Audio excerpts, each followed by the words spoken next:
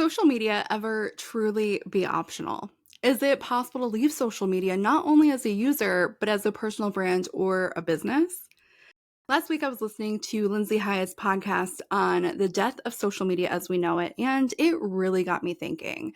But this concept of like social media dying, social media changing, social media being optional isn't really a new concept to me. And it's not a new concept to a lot of us.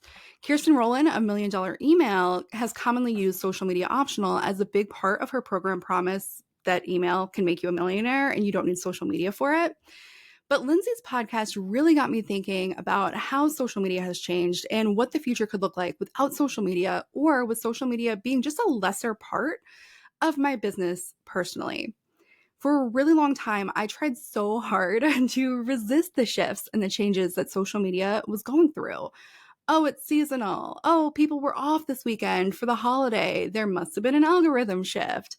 Some of it was true, but like honestly, I was just making excuses. And the truth is, things have changed, and it's now time that we all stop and read the writing on the wall as business owners that social media has changed and we have to change with it. So stick around to the end of this episode, and I'll be sharing how we can move forward with social media being optional or just simply being a lesser part of our business. For context, I have been in a social media management role or some sort of social media heavy role since I graduated high school. I've been offering social media management as a freelancer since 2016, and it's something that I've carried through all that time in my business. So I've seen the shifts, I've felt the algorithm changes, I've felt the expectation changes, and I say personally, my content consumption and content creation has also changed greatly. Personally, a couple years ago, I actually stopped posting on Instagram altogether and I went to what I call a 9 grid or a social sales funnel. This year, I actually started posting on Instagram again, even though I did have a 9 grid up previously, because I needed to experiment with some different messaging and some different content. And I also needed to refresh that 9 grid anyway and really like mention my current offers. But it's hard to be motivated to post when your stories are seen by like nobody that actually follows you. And the reach on your feed content is abysmally low. Like it's just, there just isn't reach anymore on Instagram. You can't really rely on it as a way to promote your business. So I no longer scroll Instagram as much. I check stories and then I jump over to TikTok if I need a good doom scroll. I remember back in 2020 and 2021, you could just do a couple stories and you would sell out your offer that same day. And it really felt like a different time because it was. Looking to big social media names for advice on growing on Instagram really isn't a smart move. Whether they want to admit it or not, they're struggling too. And either way, they are likely playing in a completely different league than what you and I are facing. Something I really liked that Lindsay said in her episode about like this very topic of like looking at these big social media names that have a big following and are talking about how to grow their Instagram account is that they've already grown it. They don't need to continue thinking about growing it. And they haven't actually done that hard, deep work to differentiate themselves because they've already got it. Something else that we need to really acknowledge is that AI has really accelerated this shift in what we're experiencing on social media as business owners. Not all AI is bad. If you know me personally, you know that I love AI. You know that I spend a majority of my week playing with AI and specifically AI applications in marketing. But not everybody is doing a good job using and adapting to AI. And it's really caused content to flood the feed because it can be produced so quickly. And sometimes, if somebody really knows how to use it, it can be really convincing, which makes it harder to decipher AI versus human generated content. And generic content just isn't performing at all. People are sick of pain point marketing, but that is a whole different episode. So let's talk about some other downsides with social media right now. It's super crowded, the algorithm is controlled, and you have very little say in how content shows up for you as a user, as well as how your content is actually pushed out. It's a lot of ads and a lot of clickbait. It's a lot of low quality interactions. If you're getting engagement at all, your post reach is really low, especially organically. And if you're not running ads, it takes a lot of time to create content that like might not be getting you any results. And it isn't always effective in driving traffic where traffic counts, which is obviously your website and your sales pages, right? And all of this can obviously be really hard on your mental health if you're not careful. And this really got me thinking, like, what does it look like to step away from social media? So, sure, you might miss out on some things, but you also get to focus more on what moves the needle in your business or your life. You get some better mental health, less stress, deeper creativity, and a deeper exploration of that creativity, and hopefully higher quality leads and more deep connections and relationships. So, if we are looking to leave social media or just step back from social media in 2025, what does that look like? What do we need to think about? And how do we actually do that? Like, how do we move forward without social media? So, first, I think we need to establish like, what is it that's going to make you stand out amongst all the noise that is out there? And to be clear, I'm not currently looking to leave social media altogether. However, I am pivoting. I am shifting. I'm leaving Instagram. I'm not spending as much time on Instagram. I'm going to go back to some sort of a version of the social sales funnel that I talked about earlier in this episode.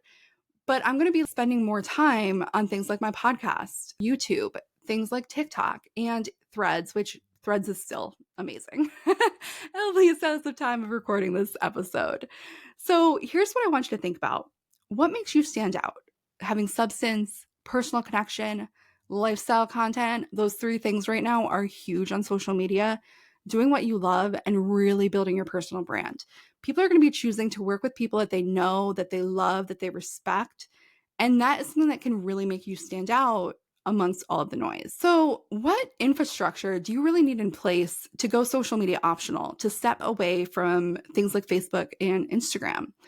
So, number one is a website, a killer website, because a website can act as a really consistent spot for your business. It's full of assets that you own. It's an asset that you can control. It keeps all of your stuff in one place, and you have the opportunity to do SEO and show up in searches.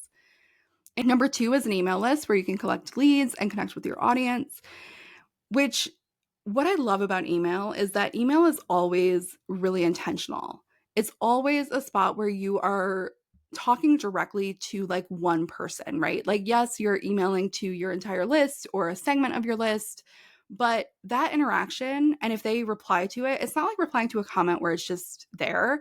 They're going to be sending you an email back. And it just has like this different, really intentional feel to it. Even if they don't open your email, them just seeing your subject line, them just seeing your name at least gives you that attention for even a fleeting moment.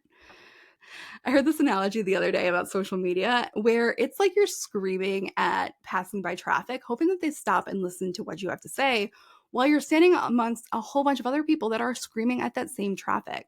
And your email list is just not like that. Your email list is intentional. It's going to people that have decided they want to hear more from you.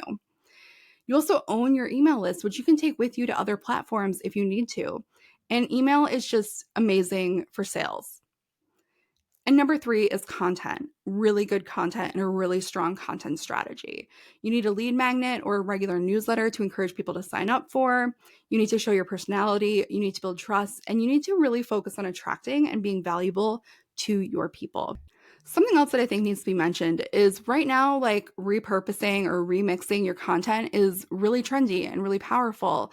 But I think we need to think beyond just post and spray. Like we make content and then we're just putting it everywhere. We really need to be evaluating what it looks like to have an omnipresent business in a way that goes beyond repurposing content or just cross posting. We really need to work on diversifying our overall marketing strategy, being really intentional about our top of funnel, middle of funnel, and bottom of funnel marketing efforts and what those look like based on our offers.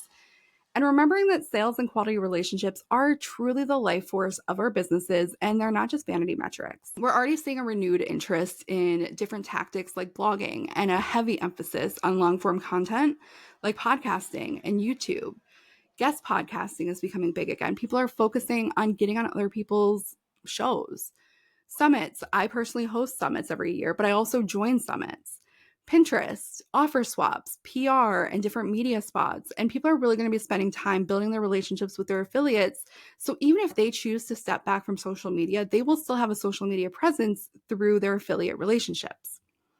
So here's your challenge. I want you to take one step this week towards making social media a little less important in your business. Start that email list, write a blog post, update your sales page, reach out for a collaboration, something that just makes social media a little less important to you. And if you want more support in navigating this shift, don't forget to check out my Conversion Catalyst Club. The link is in the description below. Thank you for watching, and if you found this helpful, give me a thumbs up and subscribe for more marketing strategies that actually work. Until next time.